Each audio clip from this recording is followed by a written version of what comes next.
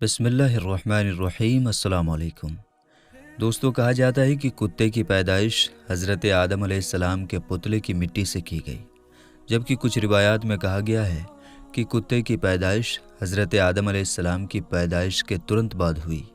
بلکہ اکثر ہمیں یہ بھی سننے کو ملتا ہے کہ جس گھر میں کتے ہو وہاں رحمت کا فرشتہ داخل نہیں ہوتا۔ لیکن دوستو، کتے کا ذکر مقدس کتاب قرآن پاک میں بھی آیا ہے، اور کہا جاتا ہے کہ دنیا کا وہ اکیلا جانور جو جنت میں جائے گا وہ جانور کتا ہی ہوگا۔ لہٰذا ان سب باتوں کو مد نظر رکھ کر آج کی اس ویڈیو میں آپ جان پائیں گے کہ کتا کس شکل میں جنت میں جائے گا، اور اصحاب کہف کے ساتھ کتے کو بھی گفا میں آخر کیوں بھیجا گیا۔ حضرت آدم علیہ السلام کی پیدائش کے ترنت بعد کتے کو پیدا کرنے کی وجہ کیا بنی تھی؟ دوستو، کتے کی پیدائش پر یہ سب عجیب و غریب اور دلچسپ جانکاری آپ کو تحصیل علم چینل پر بتانے جا رہے ہیں، اور اسی ویڈیو میں آپ کو یہ بھی بتائیں گے کہ کتے اور شیطان میں ایسا کیا رشتہ ہے کہ جس کی وجہ سے مذہب اسلام کتے کو گھر میں پالنے سے منع کرتا ہے، اور آخر کتا ہی انسان پر کیوں بھونکتا ہے۔ دوستو، سب سے پہلے تو یہ جان لیجئے کہ جس گھر میں کتا ہو تو اس گھر میں رحمت کا فرشتہ کیوں داخل نہیں ہوتا۔ اس بارے میں حدیث شریف میں ایک واقعہ آتا ہے کہ حضرت میمونہ رضی اللہ تعالی عنہا فرماتی ہیں کہ ایک مرتبہ حضور اکرم صلی اللہ تعالی علیہ وسلم بیدار ہوئے تو آپ صلی اللہ تعالی علیہ وسلم بہت غمگین اور پریشان تھے۔ میں نے پوچھا کہ حضور کیا بات ہے، آج آپ کی کیفیت بدلی ہے؟ آپ صلی اللہ تعالی علیہ وسلم نے ارشاد فرمایا کہ جبرائیل علیہ السلام نے رات آنے کا وعدہ کیا تھا، مگر وہ طے کیے گئے وقت پر آئے ہی نہیں۔ حضور پاک صلی اللہ تعالی علیہ وسلم کو اس سے پریشانی ہوئی کہ جبریل امین تو وعدہ خلافی نہیں کر سکتے، تو ان کے نہ آنے کی کیا وجہ ہو سکتی ہے۔ پورا دن اسی طرح گزر گیا۔ پھر آپ صلی اللہ تعالی علیہ وسلم کو یاد آیا کہ آپ کی چارپائی کے نیچے کتے کا ایک بچہ بیٹھا تھا۔ آپ نے اس کو اٹھوایا اور اس جگہ کو صاف کر کے وہاں چھڑکاؤ کیا گیا۔ اس کے بعد حضرت جبرائیل علیہ السلام تشریف لائے تو آپ صلی اللہ تعالی علیہ وسلم نے طے کیے گئے وقت پر نہ آنے کی شکایت کی، تو حضرت جبرائیل علیہ السلام نے عرض کیا، یا رسول اللہ صلی اللہ تعالی علیہ وسلم، آپ کی چارپائی کے نیچے کتا بیٹھا تھا، اور ہم اس گھر میں داخل نہیں ہوتے جس میں کتا یا تصویر ہو۔ بلکہ ایک اور حدیث میں یوں ملتا ہے کہ حضور صلی اللہ تعالی علیہ وسلم نے ارشاد فرمایا، جو شخص شکار یا ریوڑ کی حفاظت یا کھیتی کی حفاظت کے علاوہ کتا پالتا ہے تو اس کے اجر سے ایک قرات کم کیا جاتا ہے۔ تو دوستو، ثابت ہوا کہ گھر میں فرشتوں کے داخل نہ ہونے اور برتن ناپاک کرنے اور دوسری بہت سی وجوہات پر کتا گھر میں رکھنے سے منع کیا گیا ہے۔ جب گھر میں کتا پالا ہوا ہوتا ہے تو وہ گھر والوں کی بے خبری میں کھانے پینے کے برتن وغیرہ میں منہ ڈالتا رہتا ہے، اور ظاہر ہے گھر والے چونکہ بے خبر ہوتے ہیں اس لیے وہ ان برتنوں کو دھوئے مانجے بغیر ان میں کھاتے پیتے ہیں۔ لیکن مذہب اسلام نے صرف 3 صورتوں میں کتا رکھنے کی اجازت دی ہے، یعنی شکار، کھیتی باڑی یا جانوروں کی حفاظت کے لیے کتا پالا جا سکتا ہے۔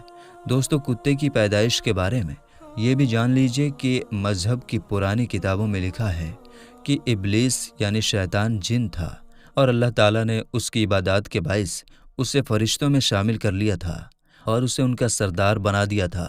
اس کے بعد اس کی ریاضت کا سلسلہ جاری رہا۔ اس کائنات کا کوئی ایسا چپا یا کوئی ایسا ٹکڑا نہیں تھا جس پر ابلیس نے سجدہ نہ کیا ہو۔ یہ ان سجدوں، ان ریاضتوں اور ان عبادات کا نتیجہ تھا کہ اللہ تعالیٰ نے ابلیس کو فرشتوں کا سردار بنایا۔ لیکن پھر شیطان غرور کا شکار ہوا اور اس نے مٹی کے پتلے یعنی حضرت آدم علیہ السلام کو سجدہ کرنے سے انکار کر دیا۔ جب اللہ تعالیٰ نے آدم علیہ السلام کو مٹی سے بنایا تو سب کو کہا کہ ان کو سجدہ کیا جائے، لیکن ابلیس کے اندر ایک غرور تھا۔ اس نے کہا کہ میں آگ سے بنا ہوں، یہ مٹی سے بنا ہے، میں اسے کیوں سجدہ کروں؟ اس نے سجدہ کرنے سے انکار کر دیا، اور یہاں سے اچھائی اور برائی کی طاقتوں کے بیچ جنگ شروع ہو گیا۔ پرانے صحائف نے لکھا ہے کہ جب شیطان کو حضرت آدم علیہ السلام کو سجدہ کرنے کا حکم دیا گیا تو اس نے حضرت آدم علیہ السلام پر حقارت سے تھوک دیا تھا۔ شیطان کا تھوک حضرت آدم علیہ السلام کے پیٹ پر گرا تھا، اور اس کے بعد اللہ تعالیٰ نے حضرت جبرائیل علیہ السلام کو تھوک والی جگہ سے مٹی نکالنے کا حکم دے دیا تھا۔ حضرت جبرائیل علیہ السلام نے یہ مٹی نکالی تو حضرت آدم علیہ السلام کے پیٹ پر ایک چھوٹا سا سوراخ بن گیا۔ یہ سوراخ ناف کی شکل میں آج بھی ہمارے پیٹ پر موجود ہے۔ اللہ تعالیٰ نے اس ناف کی مٹی سے جس پر شیطان نے تھوکا تھا، اس سے کتے کو بنایا تھا۔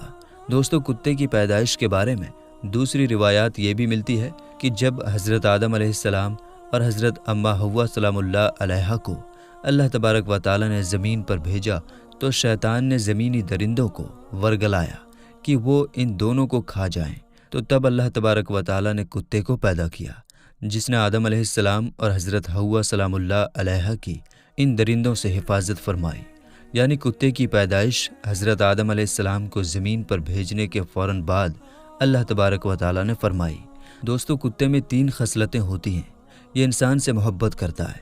کتا انسان سے محبت کیوں کرتا ہے وہ بھی اس ویڈیو میں ہم آپ کو بتاتے ہیں، کیونکہ انسان بھی مٹی سے بنا ہوا ایک پتلا ہے اور کتا بھی مٹی سے بنا ہے، اس لیے کتا انسان سے محبت کرتا ہے۔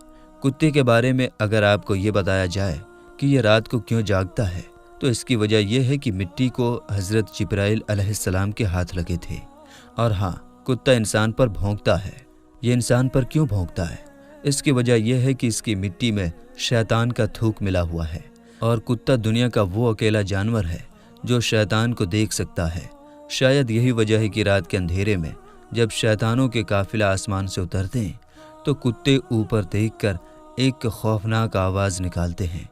دوستو، غیر مسلم قومیں، خاص کر یورپ میں تو اب کتے کو گھر کا ایک ویکتی سمجھا جاتا ہے۔ جن عورتوں نے یہاں کتے پالے ہوتے ہیں تو وہ کہتی ہیں کہ اگر تمہیں مجھ سے محبت ہے تو میرے کتے سے بھی محبت کرنا ہوگی۔ یہاں تک کہ یورپ میں کتوں سے محبت اب حرام کاریوں میں بدل چکی ہے۔ بس یہ بات یاد رکھیے، کتا چاہے کتنا ہی وفادار کیوں نہ ہو، اگر آپ نے کھیتی کی حفاظت، شکار یا اپنے جانوروں کے ریوڑ کی حفاظت کے لیے نہیں پالا تو پھر روزانہ آپ کے اجر سے 1 قرات کم کیا جائے گا۔ اور یہ بھی یاد رکھیں کہ حضور اکرم صلی اللہ تعالیٰ علیہ وسلم نے 1 قرات کو احد پہاڑ سے تشبیہ دی ہے۔ اب آپ خود اندازہ کر لیجئے کہ کس طرح اجر آپ روزانہ گوا رہے ہیں۔ اللہ تبارک و تعالیٰ نے سورۃ اعراف میں بلم بن باورہ، جو کہ ایک نیک اور عابد شخص تھا، پھر اس نے نفس کی لذت اور دنیا پرستی کے کام شروع کیے، تو پھر اللہ تعالیٰ نے اس کو کتے سے تشبیہ دی ہے، اور وہ روز قیامت کتے کی شکل میں دوزخ میں داخل ہوگا، اور اصحاب کہف کا کتا بلم بن باورہ کی شکل میں جنت میں جائے گا۔ اور حضور اکرم صلی اللہ تعالیٰ علیہ وسلم نے کالے کتے کو شیطان کہا ہے، بلکہ ماہر ڈاکٹروں کے مطابق ناپاک جانوروں کو پالنا بیماریوں کی وجہ بنتا ہے۔ خطرناک کیٹاڑو اور بیماریاں جانوروں سے انسانوں میں چلی جاتی ہیں۔ رسول کریم صلی اللہ تعالیٰ علیہ وسلم نے تو آج سے 1400 سال پہلے جو احکام بتائے، آج کی جدید سائنس بھی اسے سچا بتا رہی ہے۔ ماہر ڈاکٹروں کی سہمت سے ملی رائے یہ ہے کہ جانوروں میں پائے جانے والے خطرناک کیٹاڑو انسانوں میں چلے جاتے ہیں، جو بیماری پھیلنے کی وجہ بنتے ہیں، اور اسلام کی روح سے کتا ایک ناپاک جانور ہے۔ اگر ہم اسلام کی تعلیمات پر عمل کریں اور ناپاک جانوروں کو پالنے سے گریز کریں تو خطرات سے محفوظ رہ سکتے ہیں۔ افسوسناک بات یہ ہے کہ آج کتوں، بلیوں اور دوسرے ناپاک جانوروں کو پالنے کا فیشن بن چکا ہے۔ بلی پالتو جانوروں کو اسٹیٹس سمبل سمجھا جاتا ہے۔ دوستو، اسلام نے مسلمانوں کو حکم دیا ہے کہ جس برتن میں کتا منہ ڈال دے اسے پاک کرنے کے لیے 7 مرتبہ دھویا جائے۔ ایک روایت میں 8ویں بار مٹی سے پاک کرنے کے الفاظ بھی ملتے ہیں۔ آج کی سائنس بتاتی ہے کہ کتے میں انتہائی خطرناک کیٹاڑو پائے جاتے ہیں، جو برتن کو بار بار دھونے سے ہی ختم ہو سکتے ہیں۔ آپ اندازہ لگائیں، اسلام نے یہی بات آج سے 1400 سال پہلے بتا دی، جب سائنس کا وجود تک نہیں تھا۔ ہمیں سمجھ جانا چاہیے کہ اللہ کے پیارے نبی صلی اللہ تعالیٰ علیہ وسلم نے جو احکام ہمیں دیے، انسانیت کی بھلائی اسے مان لینے میں ہے۔ اس کے مقابلے میں عقل کے گھوڑے دوڑا کر دلائل دینے سے گریز کرنا چاہیے۔ ایک انگریز ڈاکٹر نے اس پانی کی جس میں کتے نے منہ ڈالا تھا خوردبین کے ذریعے پتہ کی تو اسے پتہ چلا کہ اس پانی میں کتے کے لعاب یعنی لار سے جو کیٹاڑو آ جاتے ہیں وہ مٹی کے سوا کسی اور چیز سے نہیں مرتے، کیونکہ مٹی میں نوشادر زیادہ مقدار میں ہوتا ہے جو اور کسی چیز میں نہیں ہوتا، اور یہ کتے کے لار میں پائے جانے والے تمام کیٹاڑوؤں کو ختم کرنے کے لیے کافی ہوتا ہے۔ اس لیے نبی اکرم صلی اللہ تعالیٰ علیہ وسلم نے مٹی کا نام لیا تاکہ بازاروں میں نوشادر تلاش کرنا نہ پڑے۔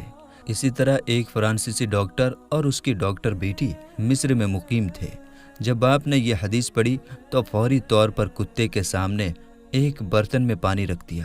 جب وہ اس کو پی چکا تو انہوں نے خوردبین سے دیکھا کہ اس میں کیٹاڑو موجود تھے۔ پانی گرا کر کئی بار دھویا گیا مگر ہر بار کیٹاڑو برتن میں موجود تھے۔ جب مٹی سے مانجا گیا اور پھر دھو کر خوردبین میں چیک کیا تو کیٹاڑو نہ صرف بالکل ختم ہو گئے تھے بلکہ برتن بھی پوری طرح پاک و صاف ہو گیا تھا۔ اس پر دونوں باپ بیٹی مسلمان ہو گئے۔ دوستو، قرآن پاک میں اصحاب کہف کا تذکرہ ملتا ہے۔ جہاں ان کے کتے کا ذکر آیا ہے وہاں امام قرطبی نے لکھا ہے کہ اس شریعت میں کتے پالنے کی اجازت ہوگی، اس لیے انہوں نے کتا ساتھ لیا ہوگا یا کسی کی بکریوں کی حفاظت کے لیے تھا۔